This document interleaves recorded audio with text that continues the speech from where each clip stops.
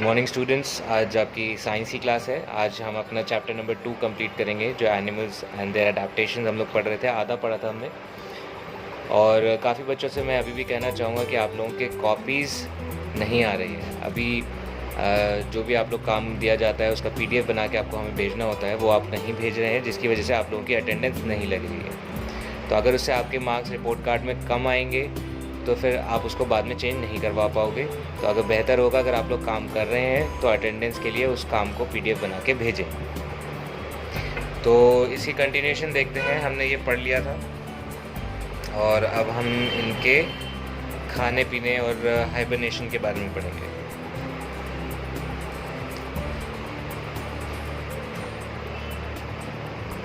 तो ये हमने रेप्टाइल्स तक पढ़ लिया था। आज हमें इनके फीडिंग हैबिट्स पढ़ने हैं। तो फीडिंग हैबिट्स ऑफ एनिमल्स क्या होती हैं? फीडिंग मतलब खाना खाना। खाने की क्या क्या हैबिट्स होती हैं जानवरों की, तो वो हम पढ़ेंगे। We know that animals need food to live. We know, हमें पता है कि एनिमल्स को खाने की ज़रूरत है ज़िंदा रहने के लिए। Different animals have different feeding habits. Different मतलब अलग अलग एनिमल्स के अलग अलग खाने के आदत होती है। हैबिट्स मतलब आदतें। They do not buy food, वो खाना नहीं खरीदते हैं। They depend on plants and other animals. या तो वो डिपेंड करते हैं, डिपेंड करना, निर्धारित रहना, मतलब किसी के जैसे अगर आप निर्धारित हो किसी चीज़ पे तो आप उसके बिना वो काम नहीं कर सकते हैं। मतलब आपको अगर खाना खाना है तो या तो आपको किसी प्लांट को मारना पड़ेगा या किसी जानवर को। तो जानवरों में अक्सर ये खाना नहीं बाय कर पाते हैं, तो ये प्लांट्स पे या एनिमल्स पर निर्धारित रहते हैं। Some animals eat plants and some eat flesh of other animals. कुछ एनिमल्स खाते हैं प्लांट्स को और कुछ एनिमल्स खाते हैं फ्लैश यानी कि गोश्त ऑफ अदर एनिमल्स, दूसरे एनिमल्स के। Their mouth parts are swiped to the type of food they eat. तो जो उनका जो माउथ का पार्ट होता है वो उस तरह से शेप ले लेता है, उसी तरह का शेप होता है जिस तरह का वो खाना होता है। I mean, अगर जैसे उनका जो दांत होंगे, उनके दांत उसी तरह से बनेंगे जिस तरह का खाना उनको खाने में आसानी हो। अगर आप पत्ते चबाते हो, या मतलब जैसे बकरी है पत्ते चबाती है, तो उसके दांत जो हैं फ्लैट होंगे, काटने के लिए आसान होंगे, सामने के दांत स्ट्रॉन्ग होंगे उसके। और अगर आप जैसे कोई शेर है, तो शेर का जो है आपका दांत शार्प होते हैं, वो जो है वो फ्लैश को टीयर कर पाते हैं। तो उस तरह का जो आपका माउथ होता है वो उसी तरह से बन जाता है। तो हर्बीवोर्स, अब कितने तरह के ईटिंग हैबिट्स हैं और कितने तरह के ईटिंग हैबिट्स के बेस पे इन जानवरों को बांटा गया है। तो हर्बीवोर क्या होते हैं? एनिमल्स जैसे आपका sheep, cows, goats and giraffe. They have sharp front teeth. उनके जो है सामने के टीथ शार्प होते हैं, सामने के टीथ शार्प होते हैं, ठीक है। फॉर बाइटिंग यानी कि काटने के लिए, खाना जैसे पत्ते वत्ते काटने के लिए पेड़ से। A strong broad teeth for chewing. और जो पीछे के जो दांत होते हैं वो स्ट्रॉन्ग होते हैं लेकिन चौड़े चौड़े होते हैं, पैने नहीं होते, शार्प नहीं होते, ठीक है। ध्यान देना, सामने के दांत उनके शार्प होते हैं काटने के लिए, पीछे के दांत चौड़े होते हैं और मजबूत होते हैं, शार्प नहीं होते, ठीक है। दे ईट ग्रीन प्लांट्स, वो हरे पत्तियाँ खाते हैं।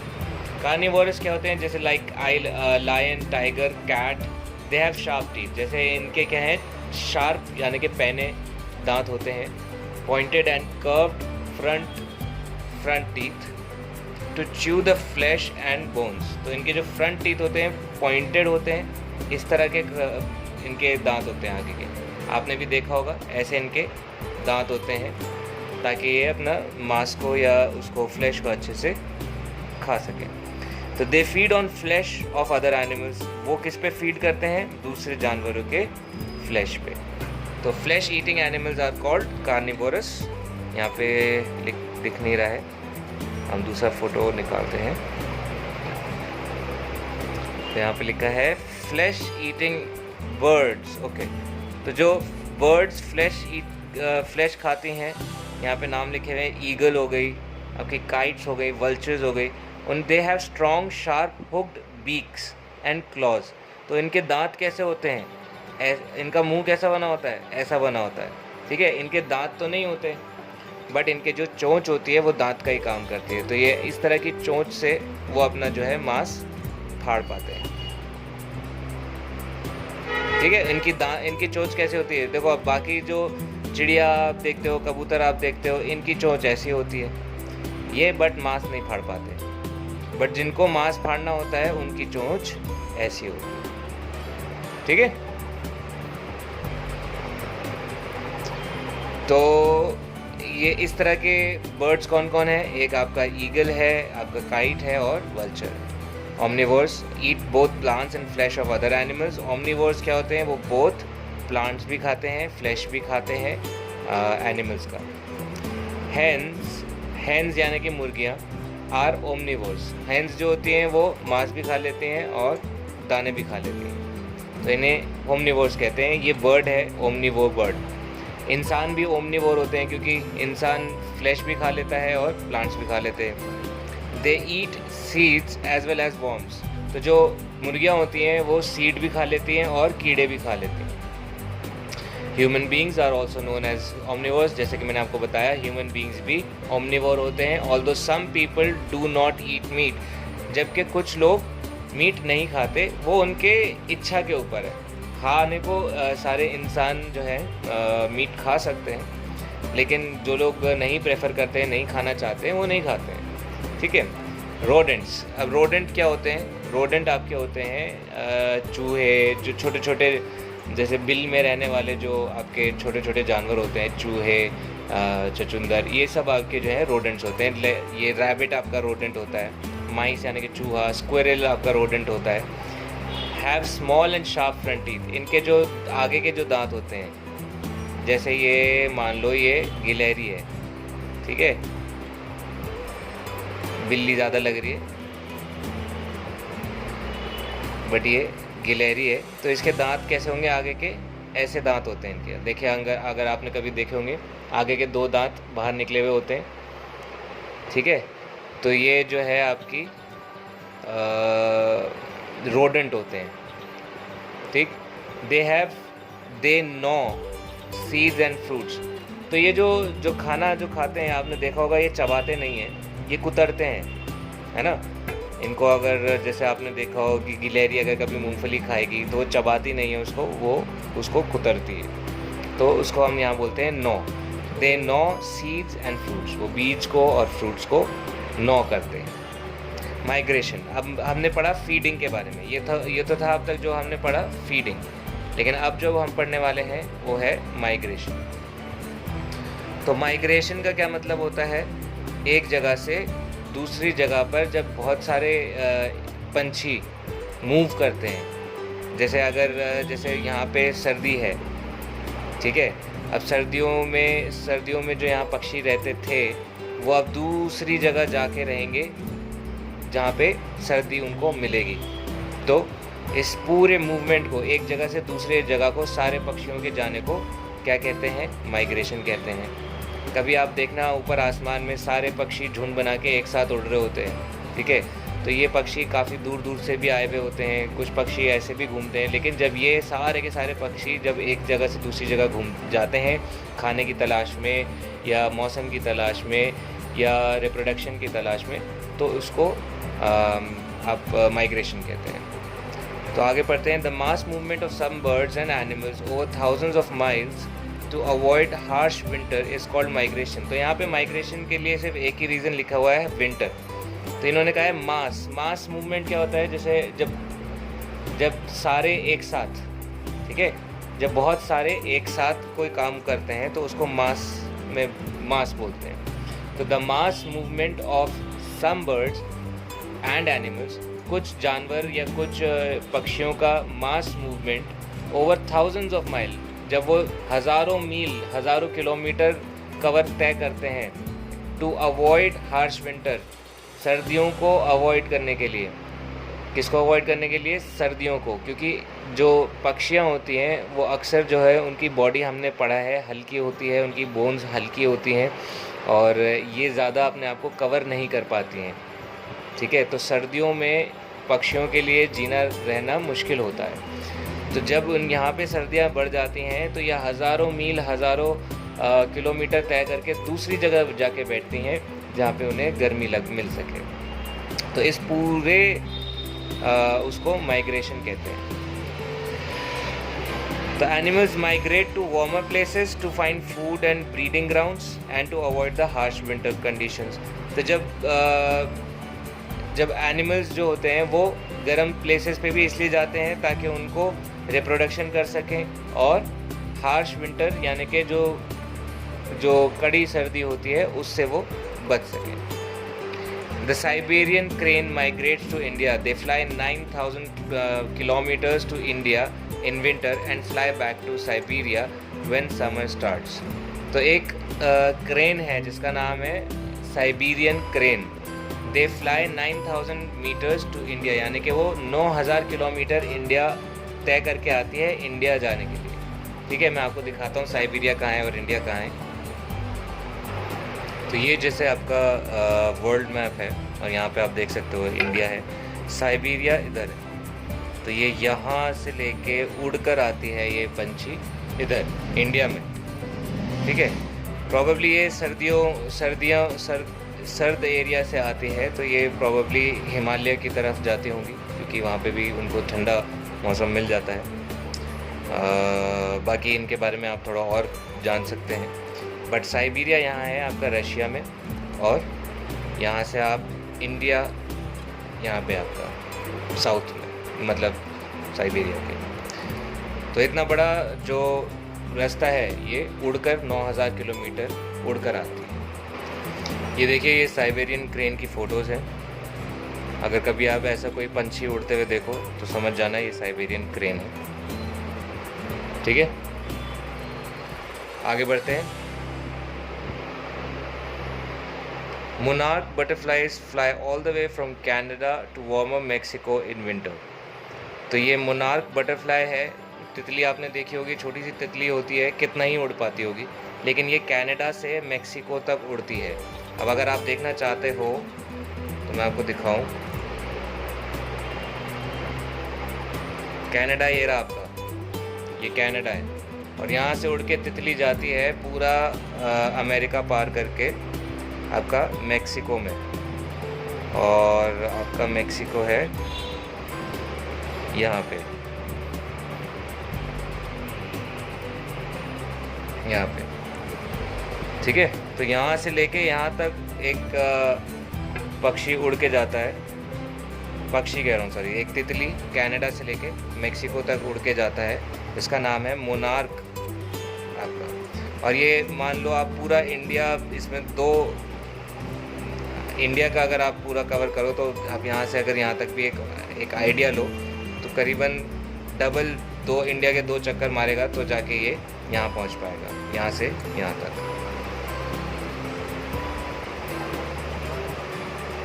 आप देखना चाहते हो अगर मोनार्क बटरफ्लाई क्या होती है?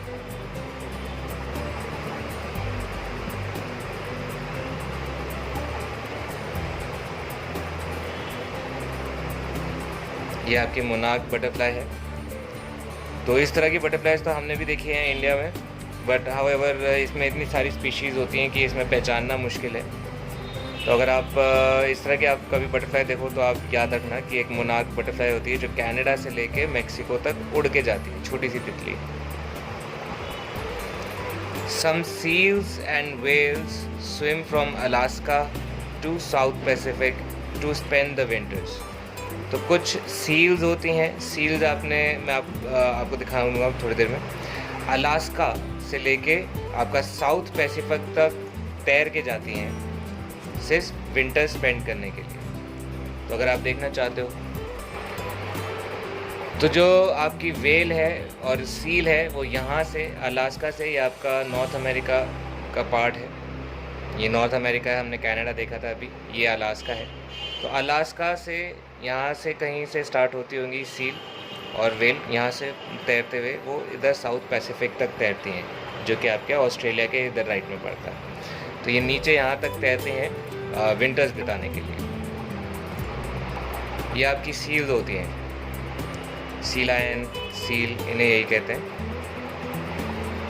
ठीक है, वेल्स आप जानते हैं क्या होती हैं। तो ये जो होती हैं ये अलास्का से आपका नॉर्थ अमेरिका तक तैर के जाती हैं। Arctic tern flies 17,000 kilometres to the Antarctic during winters. जो आर्कटिक टर्न फ्लाइज होती हैं ये 17,000 किलोमीटर उड़ती हैं। फ्लाइज नाम से ही पता चल रहा है किसी कीड़े की बात हो रही है। सॉरी, आर्कटिक टर्न अभी एक बार हम लोग चेक करते हैं। आर्कटिक टर्न जो होती है आपकी वो 17,000 किलोमीटर उड़ती है एंटार्क्टिक तक पहुंचने के लिए।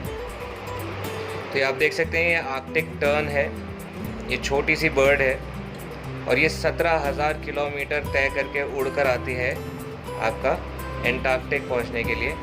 तो अगर आपको एक आइडिया चाहिए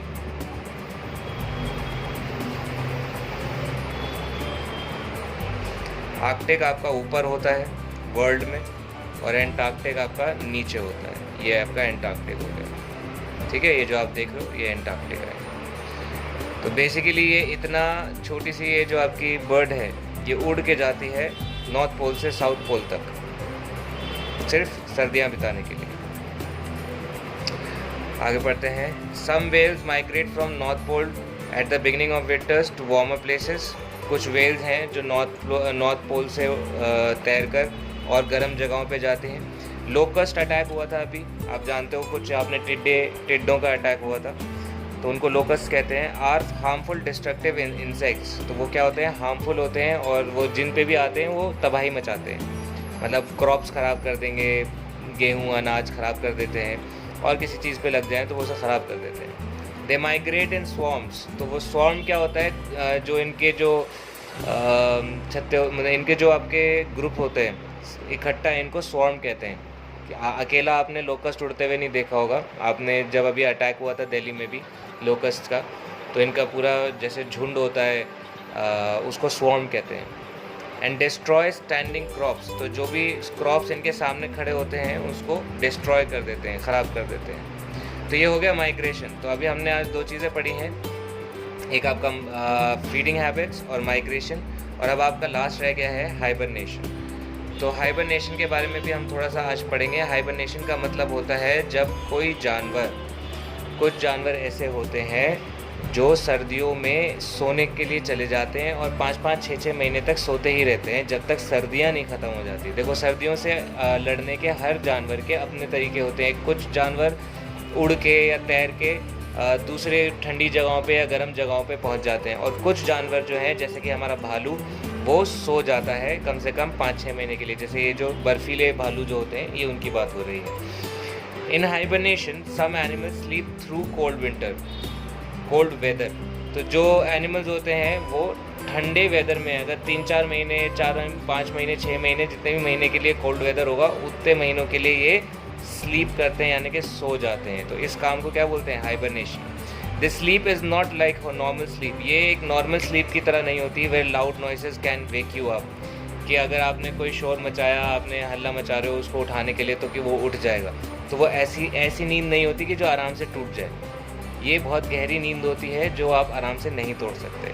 during hibernation the animal will be moved around और touched and the animal will not know it. यानी कि अगर आप हाइबरनेशन में भालू सो रहा है, तो हाइबरनेशन और सोने में फ़र्क है, ठीक है। हाइबरनेशन में वो बिल्कुल आपका आउट होता है, उसको आइडिया नहीं होता कि उसको कोई उठा के ले जा रहा है या उसको कोई छू रहा है या उसको कोई शोर मचा रहा है, उसको नहीं पता चलेगा। It appears dead. उसको देख के ऐसा लगता है कि ये मरा हुआ है। There is no movement and it takes a long time for it to wake up. और उसको उठने में बहुत टाइम लगता है, ठीक है। ऐसा नहीं है कि हम सो रहे हैं, मम्मी ने हाथ लगाया और हम जाग गए, इस तरह नहीं सोते हैं तो फिर वो ऐसा सोते हैं कि उन्हें आप कुछ भी करो आराम से नहीं उठेंगे और उन्हें बहुत टाइम लगता है उठने में। और ड्यूरिंग ऑटम, जब स्प्रिंग सीज़न होता है या फिर दूसरा कोई आपका हल्का गर्म जो आपका सीज़न आता है, hibernating animals eat more food than usual and store it as fat. यानी कि जो विंटर से पहले वो इतना खा लेते हैं कि उन्हें पूरे 5 महीने नहीं खाना पड़े, और वो जो खाना ये खा लेते हैं वो फैट की तरह खाते हैं। अब आपको ये नहीं पता होगा, लेकिन मैं आपको बताना चाहूँगा कि जब हम लोग ज़्यादा खाते हैं तो वो खाना हमारा फ़ैट बन जाता है। क्या बन जाता है, फ़ैट। और ये फैट का काम क्या है कि जब हमारे को बॉडी में हमको खाना ना मिले, कल को अगर हमें खाना ना मिले, खुदा ना खास्ता, तो ये फैट जो है हमको एनर्जी देगा काम करने की। ठीक है, आपकी बॉडी में अभी हम खाते हैं तो बॉडी को एनर्जी क्या दे रहा है? खाना। अगर कल को खाना ना मिले तो जो आपकी बॉडी में ये चर्बी है, ये चर्बी पिघल के आपको एनर्जी देगा काम करने की। ठीक है, तो ये भी क्या करते हैं, इतना खा लेते हैं कि अपना फैट जमा कर लेते हैं और हाइबरनेशन के दौरान उसी बॉडी फैट को यूज़ करके वो ज़िंदा रहते हैं। ठीक है, the animal uses of the body fat that it is stored.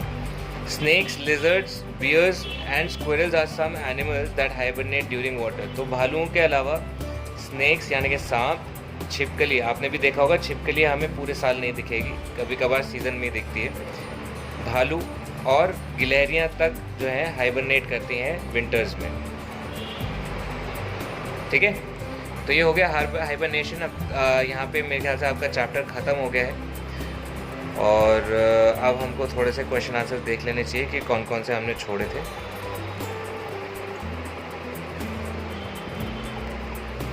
तो ये हमने fish breathe through its gills कर लिया था। The movement of animals from place to place, movement of animals from place to place is called adaptation, habitat या locomotion. इसका answer है locomotion. अच्छा, यहाँ पे मैंने गिल्स पे टिक लगा दिया है, गिल्स पे लगाना था, मैंने इस पे लगा दिया है, तो ये नहीं है, ये है आंसर। ठीक है, ध्यान रखिएगा। और लोकोमोशन ये है। Lizards and crocodiles are insects, birds, reptiles या आर्बोरियल एनिमल्स। तो इंसेक्ट्स नहीं है, बर्ड्स नहीं है, रेप्टाइल्स हैं।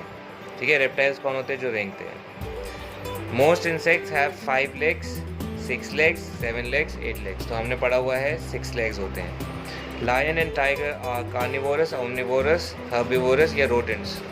तो हमें पता है कि लायन और टाइगर फ्लैश खाते हैं, तो ये कार्निवरस एनिमल्स हैं। तो ये क्वेश्चन आंसर आप पूरा कर लेंगे। फिल इन द ब्लैंक्स में आपको करना है dash Burns the food with in their bodies and release for various activities.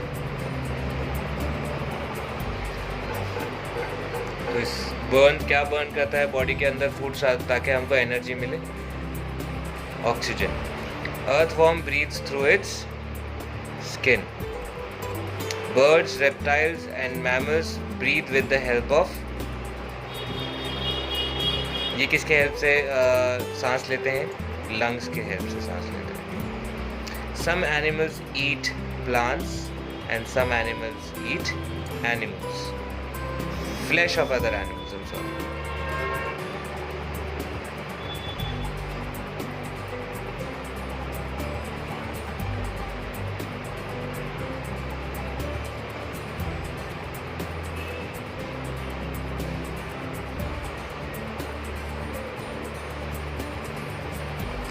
Monarch butterflies fly all the way from, monarch butterfly मैंने आपको बताया था, जो बटरफ्लाई उड़ती है कनाडा से लेके आपका मेक्सिको तक उड़ती है।